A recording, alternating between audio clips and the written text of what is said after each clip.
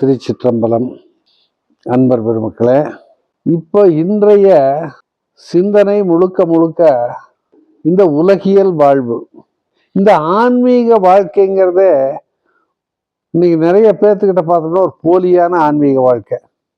சிலர் என்ன பண்றாங்கன்னா, தாங்க சம்பாதிக்கிறத பூராமே இந்த கோயில்களுக்கு செலவு பண்ணிடுறாங்க. பொண்டாட்டி பிள்ளை பார்க்கறது இல்லை. அப்ப என்ன ஆகுது, அந்த அந்த குடும்பமும் கஷ்டப்படுகிறது. இப்போ நான் என்ன சொல்றேன்னா, நீ செய், கோயிலுக்காக பணி செய்யற, எல்லாம் செய்யற, ஆனா அதுக்காக உன் சம்பாதனை முழுவதுமே அதுக்கு செலவு பண்ணும்போது இறைவன் திருப்பி கொடுப்பாரு நம்புறோம். நிறைய அந்த நம்பிக்கையில தான் வாழ்க்கைய ஓடிட்டு இருக்குது. இறைவன் எங்க இருக்காரு? இந்த கேள்வி யாரை கேட்டாலும் ரொம்ப யோசனை பண்ணுவாங்க. நம்ம மனசுங்கிறது எங்க இருக்குது? யாரை கேட்டா யோசனை பண்ணோம். நம்ம உயிருங்கிறது எங்க இருக்குது? தெரியல. ஆக நமக்குள்ள இருக்கிற மனசு நமக்கு தெரியாது, நமக்குள்ள இருக்கிற உயிர் நமக்கு தெரியாது.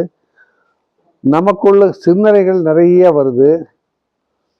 இறந்த காலத்துல எப்படி இருந்தோம், நிகழ்காலத்துல எப்படி இருக்கிறோம், எதிர்காலத்துல எப்படி இருப்போம்ங்கிற கற்பனையிலேயே தான் ஓட்டிட்டு இருக்கிறோம். ஒரு மனிதனுடைய வாழ்க்கை நிகழ்காலத்தை மட்டும் பார்க்கறது இல்லை. அன்னைக்கு நான் அதை செஞ்சேன், இதை செஞ்சேன், அப்படி செஞ்சேன், அவனுக்கு உதவி செஞ்சேன், இவனுக்கு இதையே சொல்லி சொல்லி சொல்லி சொல்லி நம்ம காலத்தை ஓட்டுறோம். இந்த உயிர் என்ன செய்ய போகுது எதிர்காலத்துல? இன்னைக்கு இப்படி இருக்கிறோம், நாளைக்கு எப்படி இருக்கோம்னு தெரியாது. நம்ம சொல்றோம், நேற்று பூரா பேசிட்டு இருந்த அருமையான பையன் ஐயா 2 வீலர் எடுத்துட்டு போற, திடீர்னு விபத்தாச்சு செத்து போயிட்டான். தொலைக்காட்சியை திறந்தோம்னா கார்ல போனாங்க, 4 பேருமே செத்து போயிட்டாங்க. இது ஒரு மிகப்பெரிய அழிவை நோக்கி உலகம் போயிட்டு இருக்குன்னு நம்ம சொல்றோம். உலகம் அழிந்து கொண்டிருக்கிறதுன்னு சொல்றோம். யாராவது ஏத்துக்கிறாங்களா? ஏத்துக்க மாட்டாங்க. இறைவன் நம்ம ஒரு நிமிட நேரம் கூட விடாம துரத்துறாரு. அவர் நம்மளை துரத்துறாரு. நாம் என்ன பண்றோம்? அவர் துரத்துறோம், அவர் நம்மளை துரத்துறாரு. ஆக இப்படிப்பட்ட போயிட்டு இருந்த வண்டி ஒரு காலத்துல பாத்தீங்கன்னா இங்க ஒரு மடம் ஏற்படுத்தணும். இந்த மடம் ஏற்படுத்தும் போதே பாத்தீங்கன்னா கீழே நாம ஒரு ஜீவ சமாதிக்கு உண்டான ஒரு இடத்தை இப்பவும் அது இருக்குது. அதைத்தான் எதிர்பார்க்கிறோம். என்னைக்கு சமாதி ஆனாலும் நமக்குன்னு ஒரு சமாதி இருக்குது. இதில் தான் உட்காரணும். ஜீவனோட ஆகிறோமா ஜீவன் இல்லாம வேற காரியம். ஆனா தேடல்கள், இறைவனை தேடுகின்றவர்கள் இன்றைக்கு அதிகம். இறைவனை எங்க தேடுறாங்கன்னா, இருக்கும் இடத்தை விட்டு இல்லாத இடம் தேடி எங்கெங்கோ அலைகின்றாய் ஞான தங்கமேங்கிற திரைப்பட பாடல் மாதிரி ஆயிப்போச்சு. ஓடிட்டே இருக்க மனுஷன். இங்க சாமி இருக்குமா, அங்க சாமி இருக்குமா, அந்த கோயில் இருக்குமா, இந்த கோயில் இருக்குமா, கைலாய் வாத்தியம் அடிச்சா சாமி வருவாரா, அல்ல கழுத்து ருத்ராட்சம் போட்டா சாமி வருவாரா? இப்படி ஆன்மீக தேடல்கள்ங்கிறது ஒரு மனிதனுக்கு மிகப்பெரிய தேடல்கள். ஆனா இறைவன் எப்படி வழி நடத்துறாருன்னா, நீ போது. இந்த புரிதல் சிலருக்கு கிடைக்கும், எனக்கு கிடைச்சிருக்குது. நம்ம மற்றவங்களை பத்தி நான் அதுக்காக கவலைப்படல. இந்த புரிதல் என்ன சொல்லுதுன்னா, நீ தேடுது போது, நீ தேடிட்ட, உனக்குள்ள நான் வந்துட்டேன், உனக்குள்ள இருக்கிற, நீ உட்கார்ந்து வேடிக்கை பாருங்குது. அப்படி உட்கார்ந்து வேடிக்கை பார்க்கும் போதெல்லாம் பார்த்தீங்கன்னா சிரிப்பு வருது. மனிதர்களை கொல்லுவதற்கு விஞ்ஞானம் ரொம்ப உபயோகமா இருக்குது. இப்படி விஞ்ஞான வளர்ச்சி ஒரு பக்கம் போகும்போதும் மனிதனுடைய இறப்பு ஒரு பக்கம் போயிட்டே இருக்குது வேகமா. மிகப்பெரிய அழிவு வந்துட்டு இருக்குது. ஒரு மிகப்பெரிய பூகம்பம் வருது. அது சுனாமின்னு நாம் சொன்னோம்ல, சுனாமி மிகப்பெரிய அளவில் வரும். சென்னையில் நடந்து அன்றைக்கு நாங்கள் அங்கே இருந்தோம், கண் முன்னாலேயே பார்த்தோம். வேகமா வண்டி எடுத்து ஓடியாந்துட்டோம் வெளியே. ஆக இந்த சுனாமியில செத்தவங்க அளவில்லை. ஒரு பள்ளி தீ பிடிக்குது, அந்த குழந்தைகள்லாம் இறந்துருது. அந்த குழந்தைகள்லாம் என்ன பாவம் பண்ணிச்சு, ஏன் இறந்தாங்க? இந்த சிந்தனை யாராவது இல்லை. எது நடந்தாலும் அரசாங்கத்துக்கு மேல பழி போடுறான்.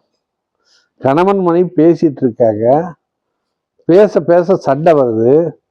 சண்டை வந்தோடனே இவன் அறிவாளி இருக்கிற அந்த பொண்ணு பழைய வெட்டிடுறான், அவன் செத்துடுறான்.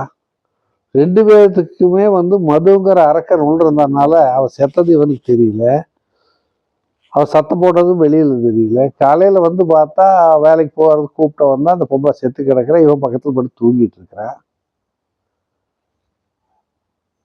இந்த சமுதாயத்தில் ஆன்மீக வளர்ச்சிக்கு அப்புறம் ஏன் இவ்வளவு கேவலமான ஒரு சூழல்? சின்ன சின்ன பொண்ணுக கற்பழிப்புகள், மதுக்கடைகளில் சின்ன பசங்க மது குடிக்கிறாங்க. இதுக்கெல்லாமே அரசாங்கத்தை கேட்கும்போது அவங்க என்ன சொல்கிறாங்க, இல்லை இல்லை இதுக்கெல்லாம் நாங்கள் சட்டம் போட்டிருக்கோம்னு சொல்கிறாங்க. என்ன சட்டம் போட்டிருக்கிறீங்க? என்னையா சட்டம் போட்டிருக்க? மது நடந்துகிட்டே தான் இருக்குது, சூதாட்டம் நடந்துகிட்டே இருக்குது, தற்கொலை பண்ணி செத்து போகிறோம் செத்துட்டே இருக்கிறா. ஆக இந்த நிலையை மாற்றப்பட வேண்டுமானால் ஆட்சியாளருக்கு வந்து மத்தியில் ஆள்றவன் மாநில ஆள்றவனு மோசங்கிறான், இங்கே ஆள்றவன் அங்கே ஆள்றவனு மோசங்கிறான தவிர இந்த மக்களை எப்படி வழி நடத்துறது? அப்பம் வழி நடத்துவானா பையன் வழி நடத்துவானாங்கிறத சிந்தனையை விட அப்சி வழி நடத்துவாரா மோடி அப்சி அப்படின்னு கொஞ்சம் பேர் யோசனை பண்ணுறா. ஸ்டாலின் அப்பா வழி நடத்துவாரா, இந்த பையன் உதயநிதி ஸ்டாலின் மகன் வழி நடத்துவானே? ஏன் வழி நடத்துனே? நீ என்ன கொண்டு வந்த, என்ன கொண்டு போற? பிறக்கும் போது கியா கியா கியா கியான்னு பிறந்த. அப்புறம் அந்த அம்மாவை அப்பனு கஷ்டப்பட்டு எங்கேயோ கூலிக்கு போய் உன்னை வளர்த்தாங்க. அவங்க வளர்த்துறதுல நீங்கள் நல்லா படிச்சீங்க, பெரிய ஆளாறீங்க, நிறைய இன்னைக்கு ஐடிக்கு போனவனெல்லாம் நல்லா நிறைய வருமானம் சம்பாதிக்கிறான். ஆனால் தாய் தகப்பனை பார்க்குறானா? இல்லை. ஆக இன்றைய சமுதாயம் இப்படித்தான் இருக்குது. இன்னைக்கு ஒரு வீட்டுக்கு போயிருந்தா அவங்க வீட்டில் சொன்னாங்க, அம்மா உடம்பு சரியில்லை, நல்லா ஆக்டிவாக இருக்காங்க, 84 வயசு ஆச்சு அவங்களுக்கு. நாங்கள் என்ன மாத்திரை சாப்பிட்றீங்கன்னு அந்த பொண்ணு சொல்லிச்சு. இவ்வளோ பெரிய மாத்திரை சாப்பிட்றாங்க பாட்டி, அதை உடைச்சி கொடுத்து சாப்பிட வச்சு. சாப்பாடு என்னடான்னா காலையில் ஏதோ சிற்றுண்டி சாப்பிட்டுக்கிறாங்க, மதியம் பார்த்தா இந்த 2-3 ரசம் மாதிரி கொஞ்சம் இதில் வச்சு தான் சாப்பிட்றாங்களே தவிர வேறு எது அவங்களுக்கு ஒத்து வராது. அந்த உணவு சரியாக கொடுத்துட்டு இருந்தால் மட்டும் அந்த உயிர் உடல் நல்லா இருக்குது. ஆக இந்த உயிரை இயக்கிறதுக்கு எந்த உணவை கொடுக்கணும், இந்த உயிர் எப்படி இயங்குது அப்படிங்கிறதுக்காக தான் நாம இன்னைக்கு அடிச்சுட்டு கிடக்கிறவ தவிர இந்த உயிர்னால சமுதாயத்துக்கு என்ன பயன்? நிறைய பேசுறாங்க ஆன்மீக சொற்பொழிவுகள், அந்த இது அதை செய்து பகவத்கீதை சொல்லிச்சு, ராமாயணம் சொல்லிச்சு, மகாபாரதம் சொல்லிச்சு, பெரிய புராணம் சொல்லிச்சு. என்ன சொல்லிச்சு? நீ என்னத்தை கேட்டிருக்கிற?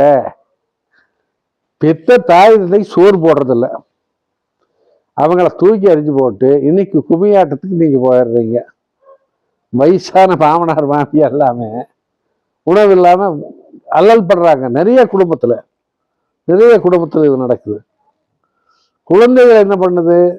அது கொஞ்சம் பெருசான உணவை உதாசீனப்படுத்துது, தாய் தந்தையை உதாசீனப்படுத்துது.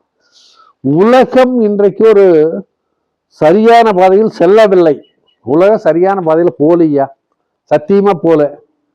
இன்னைக்கு எல்லாமே வந்து ஒண்ணுக்கு ஏமாத்திட்டு இருக்காங்க. என்னாலும் செல்போன் கையில் இருக்கணும் பிள்ளைங்க. சின்ன குழந்தை அது செல்போன் காட்டினா தான் பால் குடிக்குது. அதுக்கு என்ன கலாச்சாரம்? அந்த செல்போனை கையில் எடுத்து வச்சிட்டோம்னா நாமளும் அதில் பார்த்தா அசிங்கத்தை தான் பார்க்குறோம். அதிகபட்சமாக காட்டுறது உடலுறவை காட்டுறான். சாமி என்னத்துக்கு கும்பிடுற? அவர் உனக்குள் இருக்காரு, உன்னை இயக்கிட்டு இருக்காரு. நீ வெளியில போய் ஏமாத்திட்டு இருக்கிற. வெளியில் இருக்கிறவனை ஏமாத்துறதுக்கு தான் ஆன்மீகம் இன்றைக்கு வழிகாட்டுதா தவிர ஆன்மீகத்துக்குன்னு போய் பழமையான கோயில்களை எல்லாம் எடுத்து கட்டி அவங்களுக்கு சிலர் செய்கிறாங்க அந்த வேலையெல்லாம். நம்ம கற்பகம் பல்கலைக்கழக துணைவேந்தர் வசந்தகுமார் ஐயா போன்றவங்கெல்லாம் கடுமையாக செய்கிறாங்க. ஆனால் நீங்கள் இன்றைக்கு நாங்கள் ஆன்மீகம் தான் பேசுகிறோம், ஆன்மீக சொற்றுப்பொழிவு தான் பண்ணுறோம்னு சாதாரணமாக பஸ்ஸில் வந்துட்டு இருந்த ஆள் எல்லாருமே மிகப்பெரிய காரில் போகுது. அதாவது எதெல்லாம் காசு பண்ண முடியுமோ, எதெல்லாம் நமக்கு விளம்பரம் கிடைக்குமோ அதை செய்கிறாங்க.